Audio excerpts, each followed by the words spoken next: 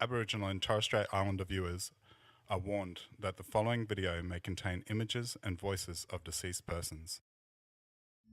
When we talk about, social justice centre and human rights, it's very easy to get caught up in the jargon. And people, the fog descends and what are you talking about? Well, we're actually talking about treating people justly according to their human dignity. This place was set up by the Christian brothers who were founded by Edmund Rice, who was a rich business person who applied his wealth and his resources to the needs of the poorest. Now, in this current era that we're living in, we seek to promote the position of the poorest among us and the most vulnerable by A, working with them and finding the point of mutuality.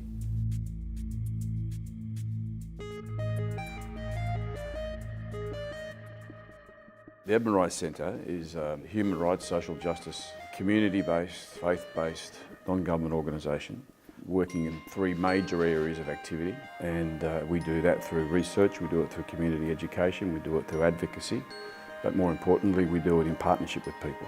Indigenous Australians, the First Peoples, refugees and asylum seekers, those who were the last to arrive, and with those peoples in the Pacific particularly who are facing the serious ravages of climate change, if you like, the next people. And we work with them in research, education, advocacy, and in networking and building, better relationships to learn from each other and try and change the world, try and make the place a bit better than we found it.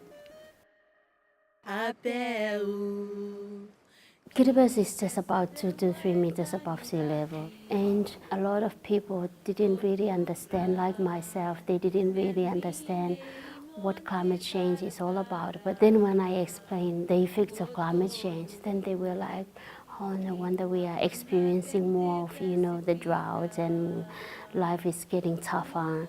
With the rising of sea level, it's really destroyed a lot of homes in Kiribati. And some people that I met, they come up with some sort of solutions like, why don't you migrate to another country?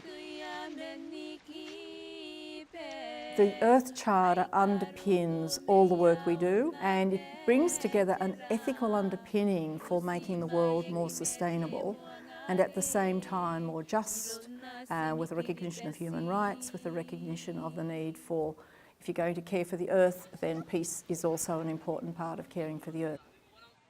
The Pacific Calling Partnership was set up in 2006 in response to calls from the Pacific for solidarity and support in places like Australia, because Pacific Islands see Australia as their big brother. What makes me very upset is our people don't really contribute to the effects of climate change.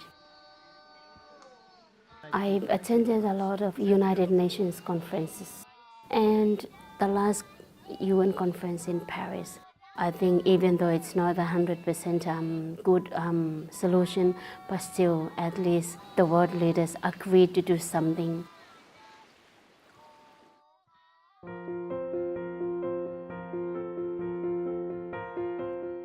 So I'm Cassandra Gibbs. I'm a Gamilaroi woman originally from a small Aboriginal community called Gadooga in northwest New South Wales.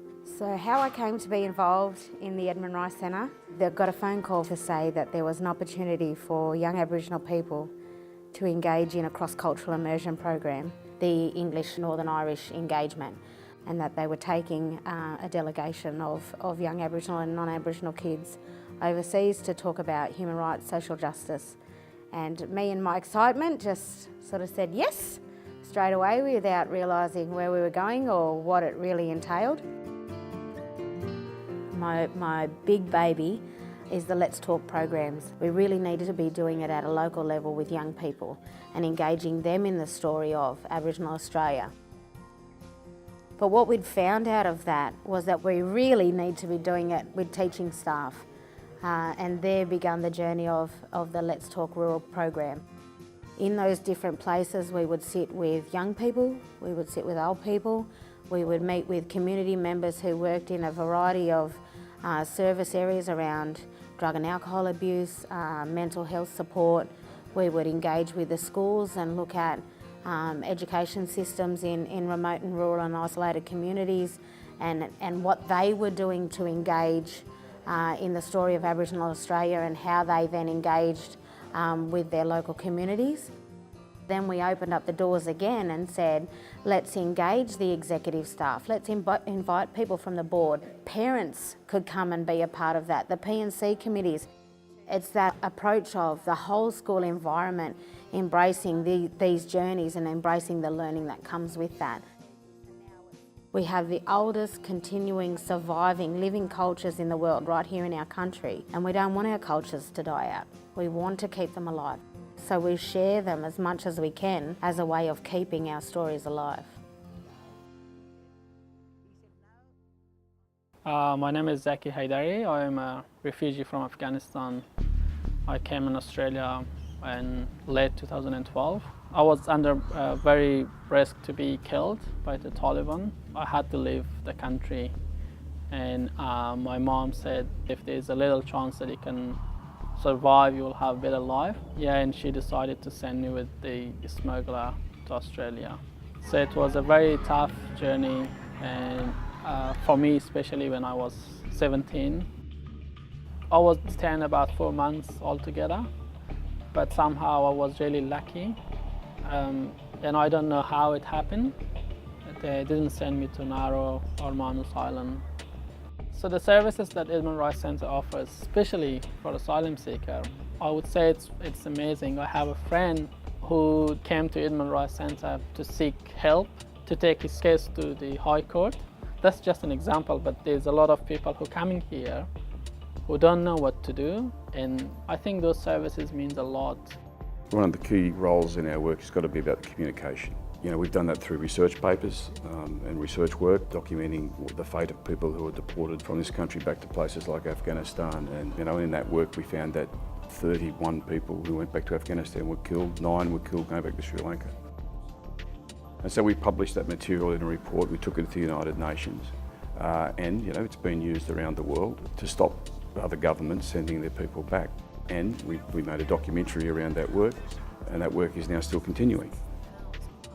Having an organisation like Edmund Rice Centre and the work of Mr. Phil Glandini gives those vulnerable communities like Iranian community a lot of hope. But we come together this week to celebrate and to acknowledge the great contribution that refugees have made to our country. So today is the launch of Refugee Week 2017, and it's great seeing all of the different organisations and school groups come together to celebrate that. My name is Tess and I do volunteer work at the Edmund Rice Centre. I've been volunteering at the centre for about 18 months now. I was very interested in the work they were doing, and I thought that it was important work. And the volunteers are absolutely critical and crucial to our work. We couldn't function without our volunteers and interns. I'm helping out with the asylum seeker resource for Marissa. That's a big project. And I was also involved with the Justice Through the Arts literary event, and that was fantastic. That was a lot of fun. So over the years we've tried different things, particularly the business ethics project that ran for a number of years. And we had an idea to make a citizen statement about native title, and that's where the Sea of Hands came from. Sort of trying to marry up the advocacy work with practical support and help. And so you'll find here at the Edmund Rice Centre, you've got the African community represented through HARDA, the Horn of Africa Relief and Development Agency. And in a more practical sense, we share the place each day with the Sudanese Centre who run education programs here. And it seemed logical to us that if we're going to be involved in this field, then at the very heart of it have to be the people that we were concerned about, and they have to be the subject of this process, not the object of our good intentions. And if you get that right, then you can build relationships of trust, you can build partnerships of trying to actually, without being too lofty, trying to change the world.